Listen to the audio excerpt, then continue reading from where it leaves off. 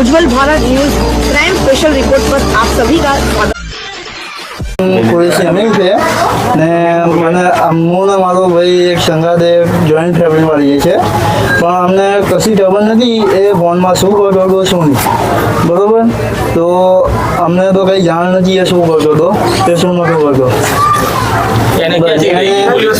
એને એની જોબ પરથી કાલે 9:30 વાગે પોલીસ ઉઠાવી ગઈ. કાલે સાંજે 7:30 વાગે અમારો ફોન આવ્યો એડીએસ પરથી કે તમારા ભાઈને અમે પૂછતાછ કરવા વાસ્તે ઉઠાવ્યા છે.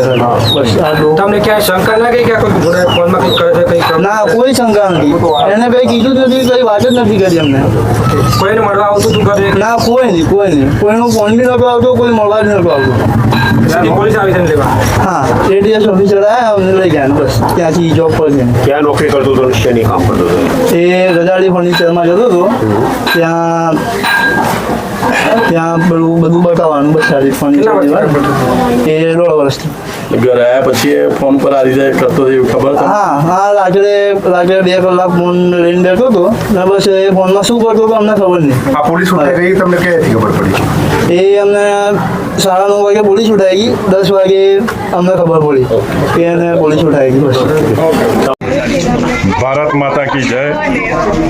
મોડાસામાં જે આતંકવાદીઓ મળ્યા છે એ જે પણ અધિકારીઓને હું પ્રશંસા કરું છું, શાબાશી આપું છું, પણ મોડાસાની અંદર જો કોમ્બિંગ કરવામાં આવે તો અનેક ઘણું મળે એવું છે. કારણ કે અગાઉ મોડાસામાંથી રાષ્ટ્રધ્વજ પણ બરેલો છે અને સિમીના કાર્યકર્તાઓ પણ મળેલા છે, બરાબર છે.